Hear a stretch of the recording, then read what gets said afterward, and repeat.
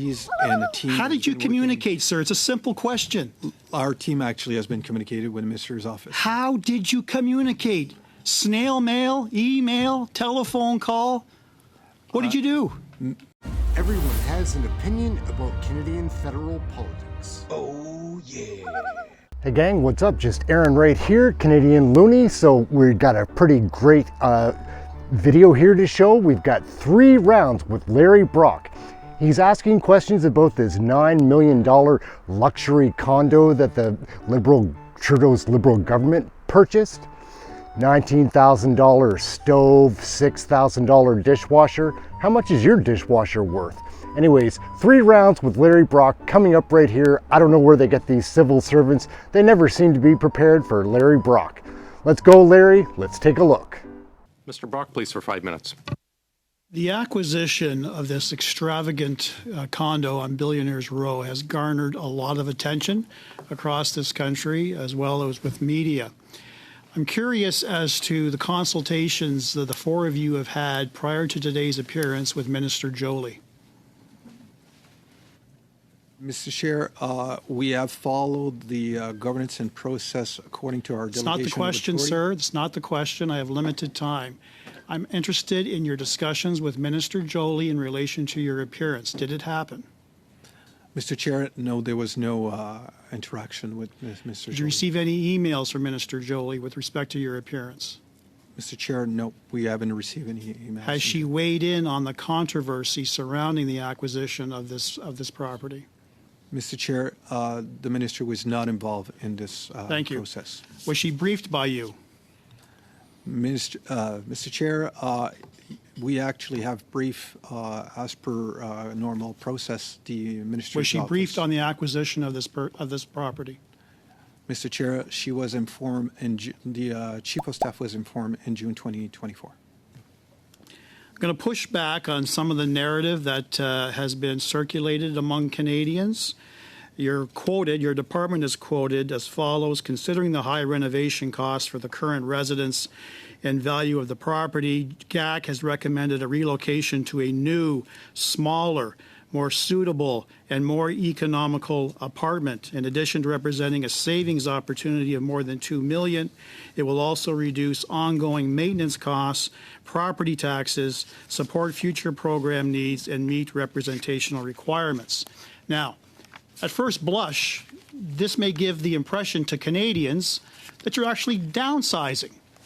And when Canadians think of the term downsizing, they think of perhaps raising a family, having an empty nest, and moving from a 4 to 5 bedroom home to a small 1-bedroom, 2-bedroom condo. But that's the furthest from the truth in relation to the acquisition of this property on Billionaires Row. In fact, the old property on Park Avenue was roughly 3,800 square feet, and you downsized, wait for it, to a whopping 3,600 square feet. The actual rooms have actually increased. The old property had 12 rooms. The new property has 14 rooms. So you're not giving the Canadians the full truth here. You're not being honest with them in terms of the actual blueprint. Now, I also want to talk about the operating costs. You keep talking about these savings. We're saving Canadians upwards to $115,000 per year. I've got the listings from both of these properties from a website called Street Easy. The old monthly maintenance cost, this is the common fees, this would be the taxes, is $13,147 US per month. The new property is not a savings at all. Taxes and common charges are actually $15,213. So $2,000 US per month more for this new property that's supposed to be saving Canadians value. You're misrepresenting the facts. You're not telling the truth to Canadians. So I want you to be aware of this, and I want you to comment on it, because you talk in broad strokes about these savings. When you dig down into this, there's no savings at all. Now let's talk about the utility costs. What currently are the utility costs on Park Avenue versus utility costs on 57th Street? Is there a savings? Mr. Chair, welcome the question to clarify the costs. I will turn to my colleague, I didn't need that, sir. That's a waste of time. If anyone knows the answer, please, Mr. Dubois, answer the question. I don't have the cost of the utilities at the new place. We have not occupied it yet, but I have the total amount that is forecasted to spend on the ongoing basis per month. Okay, and is that a savings over Park Avenue, or is it the same, or is it more? It's a saving, Savings. yes. You'll table that for us? We could. You'll table the monthly utility costs for Park Avenue and the monthly utility costs for West 57th. Okay? Now, what else about the Sorry, Mr. Brock, that is our time. Thank you. Round number 2. I want to circle back on Minister Melanie Joly's involvement in this latest Justin Trudeau scandal. We heard through you, Mr. Cousineau, that you notified her chief of staff sometime in June. You're going to give us the exact date. What I didn't hear is the actual date of the closing of the new unit. Presumably, real estate closes at the end of the month. Is it safe to say this occurred at the end of June of 2024? Mr. Chair, if you bear with me, I'm just want to make sure that I have like the information right in front of my eyes. The transaction approval, the payment and the transaction was towards the end of June 2024. Yeah. But Melanie Joly's office was notified much earlier than the actual sale, correct? Mr. Chair, as part of our process and communication, yes, we had communicated at the end. And to your knowledge, you only communicated with the chief of staff. I'd like you to table the correspondence that you sent to the chief of staff. Will you do that, sir? Mr. Chair, I'm not sure if there's correspondence. Well, did you pick up the phone and say, hey, by the way, we just purchased a $9 million condo on Billionaires Row? Is that what you did? Mr. Chair, Surely again, there must be something that's official. Mr. Chair, I want to reiterate, we follow our delegation of authority, supported by expertise and a team. How did you communicate, sir? It's a simple question. Our team actually has been communicated with the Minister's office. How did you communicate? Snail mail, email, telephone call? What did you do? Mr. Chair, I could confirm and verify how the communication was done with their Fine. It's absolutely ridiculous that you can't tell me how you communicate with your own ministry. That's absolutely ludicrous. Now, I think Canadians want to know why there's been such a deafening silence from the minister herself, knowing that we've got a housing crisis, an affordability crisis, 9 years of Justin Trudeau's spendthrift and irresponsible government, and crickets from the minister with respect to a $9 million condo for Justin Trudeau's buddy, who once asked him, what kind of shampoo do you use? As ridiculous as it, look, why hasn't she communicated to the public about this particular purchase? Mr. Chair, we follow delegation authority, and I wouldn't want to speak on behalf of the minister. I think that question should be more appropriate for the minister herself. Thank you. Okay, let's talk about the property itself. It's listed, an elegant entry foyer with white Makuba stone floors, stunning powder room finished in jewel onyx, custom smoked gray floors, an Italian white Venato marble in one of the bathrooms, a freestanding copper soaking tub handcrafted by William Holland, custom bronze fixtures by Mr. Gurin. We talk about a kitchen equipped with a wet bar, Cristallo gold quartz-right countertops, custom handcrafted cabinetry, a full suite of Gaggenau appliances. Gaggenau, the most expensive appliance maker in the world, an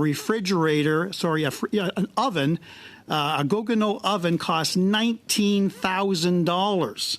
So I guess shopping at our local Leon's or the Brick wasn't an option for the Canadian taxpayers. But, I'm wondering why you had to have all of these features.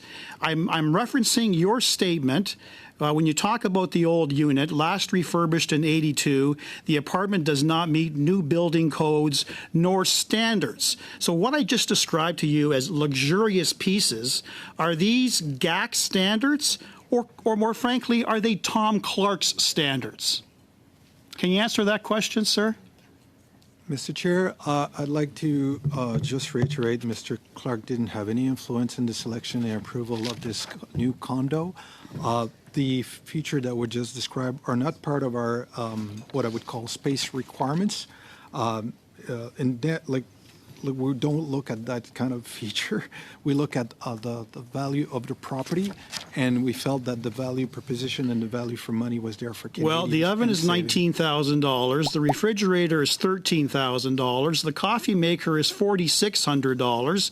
The freezer is $11,000. The dishwasher is $6,000. How on earth is that value for the Canadian taxpayer? Mr. Chair, once Just again, a very brief answer, please. once again, Mr. Chair, that's not part of the space requirements that we do when we do the actual evaluation of a new property. And I'll leave it at that. Great. Thanks. We're Round number 3. finish up with Mr. Brock and then Mr. Kuzmierczak. Thank you. I have a number of odds and end questions, some loose ends based on what we've discussed over the last almost 3 hours. I want to clarify very early on in the first hour, my colleague Mr. Barrett had asked for details and tabling of any and all correspondence in relation to the sale and the acquisition of both condos. I want to specifically ask for any, and I appreciate you said it a number of times that Mr. Clark did not influence the decision to sell and the decision to purchase. But we still want any and all correspondence between Tom Clark and Global Affairs in relation to both properties. Will you table that, sir? As mentioned, I will be pleased to look into it and see what's available and get back to this table. Okay. Now, in relation to the 57th Street property, it was on the market for 235 days, just shy of 8 months. It sold for $6.63 million. Did you pay full listing price, or did you negotiate the price down to 6.63 US? Mr. Chair, always looking for value for money. Once again, I will turn to Robin to talk about the process of the negotiation on this one, which has been done, as I mentioned, with the real I just want the question answered. I don't need an explanation. Yeah. Did you pay full listing, or did you negotiate? There was a negotiation that took place, and we paid less than the listed price. How much less? I think it's in the document that was shared with you, and it's 6.5 million US. Right, but how much from the listing price to the selling price? What was the difference? It was listed at, I don't remember exactly, but I think it was 6.89 million. 6.89, and you Yes. bought for 6.63. 6.5. 6.5 million we paid. Okay, so US. roughly what, $300,000-$400,000? Yes. Okay. And with respect to the renovation costs on Park Avenue, how many bids did you receive from Global Affairs? The renovation was assessed by our quantity surveyors, that are the professionals that basically assess the work that needs to be done based on plans done by architects. And we never went to market for those renovations because we worked with those numbers. Why wouldn't you go to market to get the best value? Is when we got the information that it was up now to 2.6 million, we wanted to change the approach and Well, look that's at based all of on the your options. internal numbers, though. Why would you not go market to see whether or not it would be a more feasible option by trying to find the best renovation cost possible?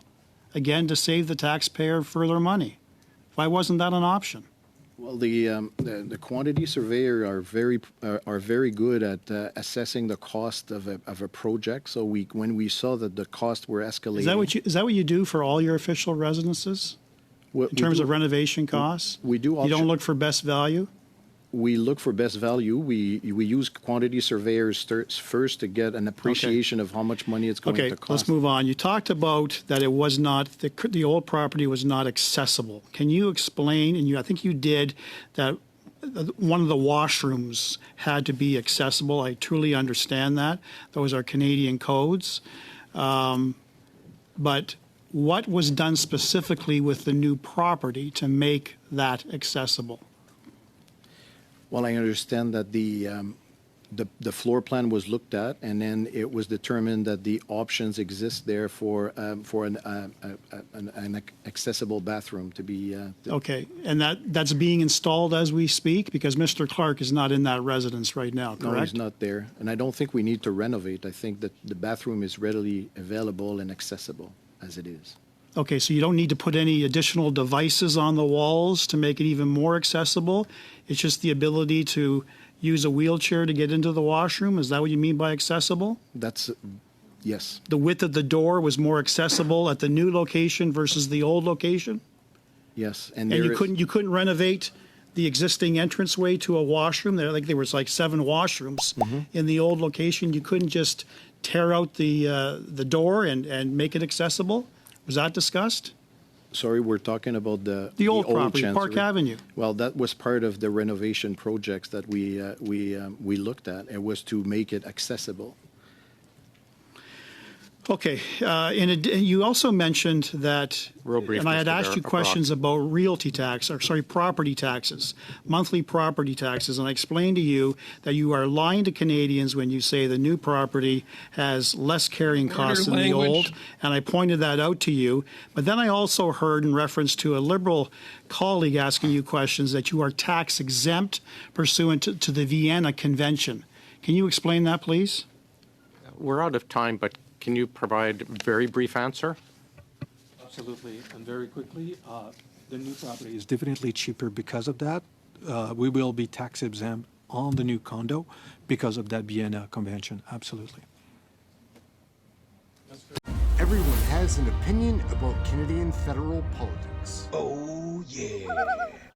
So that's where we're going to wrap it up, guys. Larry Brock, 3 rounds. These civil servants, I don't know where they get them. And who has the money for a $9 million condo in Billionaire Row in New York? All these things that Larry Brock just talked about. My name's Aaron. This is Canadian Looney. Like, subscribe, share, get notified, all those fun things. Please leave a comment. We love the comments. That's it. Till the next video. Thank you very much for watching this one. We'll be back with a lot more Larry Brock and committee investigations. See you next time. Thanks for watching.